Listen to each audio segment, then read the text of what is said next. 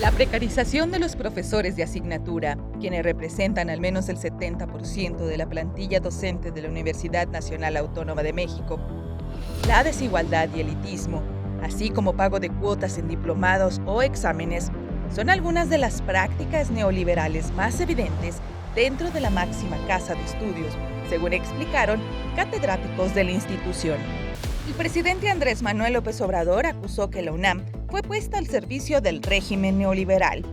Al respecto, profesores consultados por Sin embargo, coincidieron en que en la máxima casa de estudios se incurren en algunas prácticas neoliberales. Efectivamente, pues es evidente que todo el mundo está inmerso en el neoliberalismo, ¿no? Por lo tanto, la universidad no es la excepción.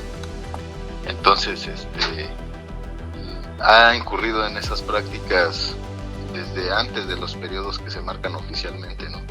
Con la ley Soberón, por ejemplo, donde se crean los apartados A y B para generar dentro del trabajo académico la percepción de un trabajo especial que necesita una normativa distinta a la de los demás sectores. Pero esto tiene el objeto de romper, por ejemplo, la organización sindical del gremio, ¿no? Que no pudiéramos hacer un sindicato a nivel nacional de trabajadores de la educación superior, por ejemplo, que es una, traba que todavía se tiene. Junto con eso va, por ejemplo, la injerencia de CONACYT, ¿no? En la propia universidad, que de manera gradual, esta se crea en 1970, ¿no? Pero de manera gradual ha tenido la presión suficiente como para hacer que los programas de maestría y de doctorado se ajusten a sus requerimientos y normativas de la meritocracia y el puntismo académicos, y se ha ido elitizando la universidad, ¿no? O sea, antes las maestrías y los doctorados no eran becados, pero admitían prácticamente a quien lo solicitaba. Hoy que se remuneran, se vuelve más elitista y se excluyen a muchos que demandan los estudios de posgrado. En los hechos se ha avanzado, por ejemplo, con esto de las cafeterías, de ir cobrando algunos servicios como las inscripciones a los posgrados o como las inscripciones a los idiomas o algunos exámenes en algunas facultades.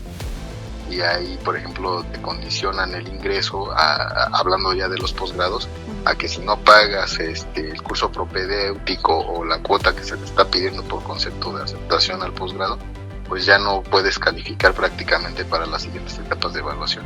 O sea, hay un filtro socioeconómico muy fuerte. No obstante, algunos catedráticos señalaron que tampoco se puede caer en los extremos tan marcados que el discurso del presidente ha hecho con respecto a la UNAM, ya que consideraron que tampoco se puede asegurar que exista una generalización si se habla de la derechización o neoliberalización de la UNAM.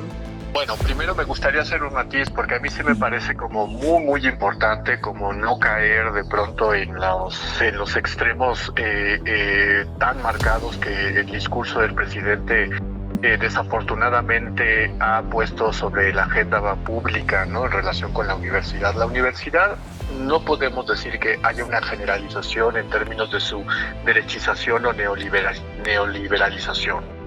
Hay grandes sectores históricos de la universidad, estudiantes, profesoras, profesores, investigadores que han pugnado en las últimas décadas en los procesos de transición en el mundo y en México hacia el neoliberalismo por evitar los efectos corrosivos que tiene este modelo económico de desigualdad, pobreza, exclusión, marginación sobre grandes sectores de la población en el país, y que de alguna manera han luchado para detener, frenar los efectos del neoliberalismo dentro y fuera de la universidad, y particularmente dentro de la universidad. Sí, me parece que es muy importante señalar que existen estos grupos, estos grandes pensadores y pensadoras que de alguna manera han criticado el modelo neoliberal, además de movimientos sociales al interior de la universidad que han estado en contra del neoliberalismo, ¿no?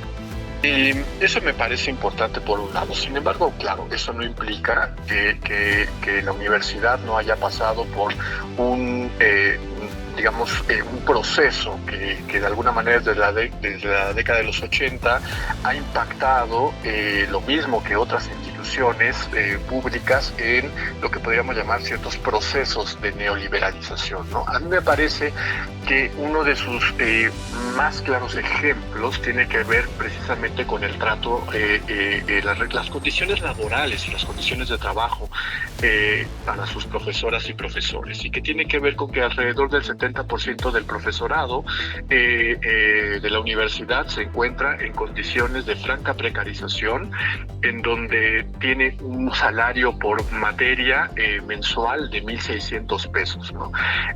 Con contratos semestrales, ¿no? Sin ningún tipo de permanencia, sin ningún tipo de derechos de continuidad, ¿no?